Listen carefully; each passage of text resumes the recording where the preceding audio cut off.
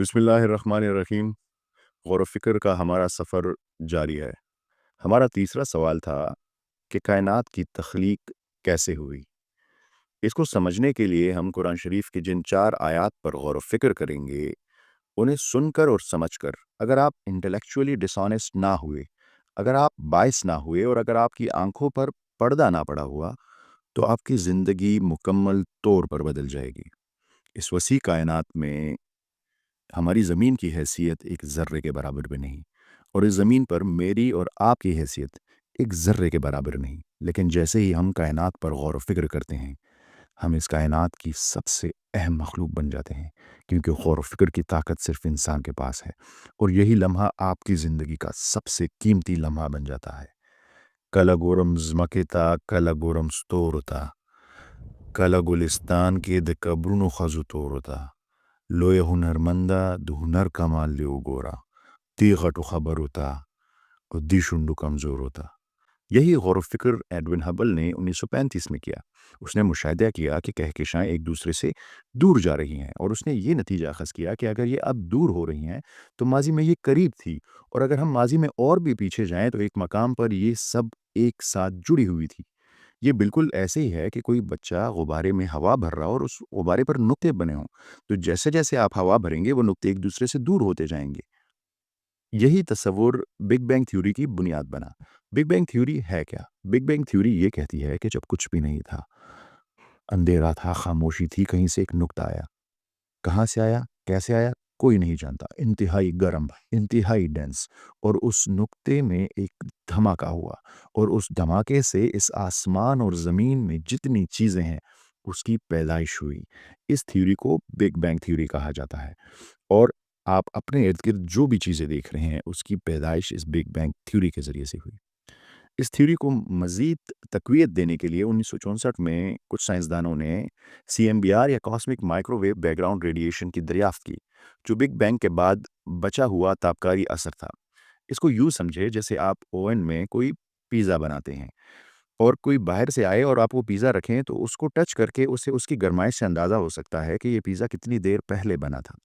سائنسدانوں نے اندازہ لگایا کہ اگر واقعی بگ بینگ ہوا تھا تو آج کائنات کا درجہ حرارت -270 ڈگری سینٹی گریڈ ہونا چاہیے۔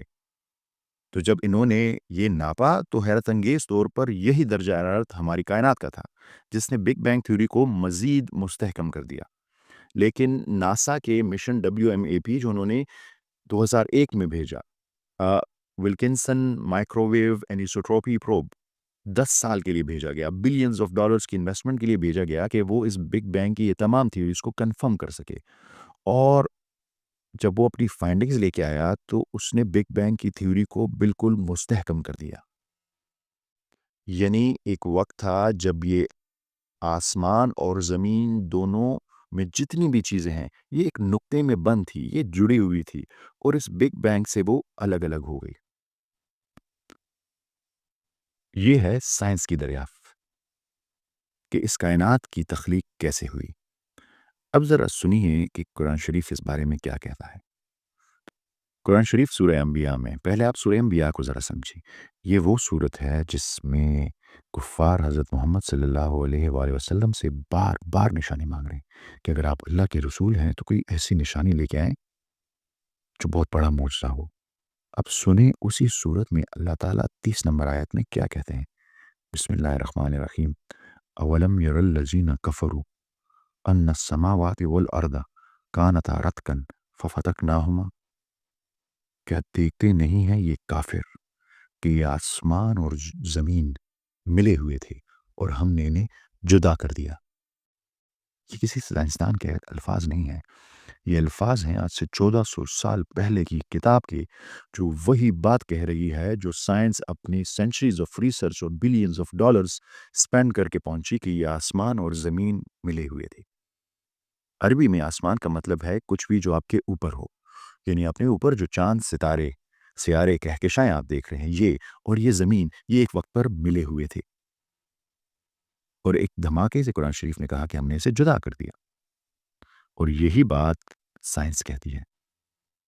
کیسے؟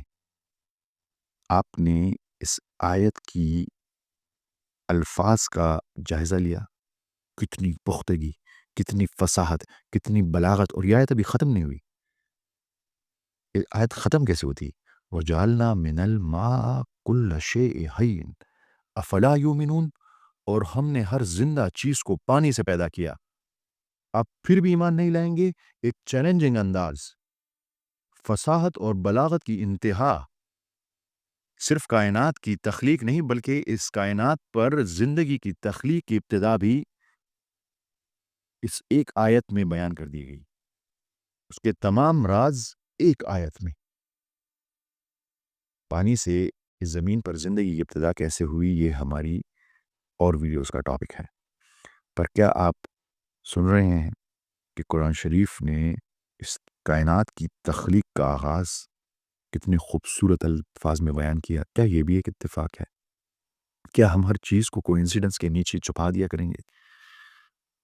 ایک ریزن جو لوگ پیش کرتے ہیں، جو اسکیپٹک ہوتے ہیں، وہ کہتے ہیں کہ جب بھی کوئی سائنسی ایجاد ہوتی ہے تو قرآن شریف لوگ اس کے مطابق قرآن شریف کے معنی بدل کر اس کو قرآن شریف میں فٹ کرتے ہیں. تو ذرا دیکھیے کہ آج سے 100 سال پہلے، 150 سال پہلے، 200 سال پہلے قرآن شریف کی ٹرانسلیشنز اسی آیت کے بارے میں کیا کہتی ہیں. آپ پائیں گے کہ وہ سب ٹرانسلیشنز کہتی ہیں کہ یہ آسمان اور زمین ملے ہوئے تھے اور یہ جدا کر دیے گئے. یہ ہماری سیریز غور و فکر کی 9ویں قسط تھی، اور میں نے آپ کو کہا تھا کہ یہ 4 آیتوں کا سلسلہ ہے. تو یہ تو صرف ہم نے پہلی آیت پڑھی ہے. دوسری، تیسری اور چوتھی آیت سنیں گے تو آپ اس سے بھی زیادہ حیران رہ جائیں گے. آپ سب کی سماعتوں کا بہت بہت شکریہ. ملتے ہیں اگلی قسط میں. اللہ حافظ.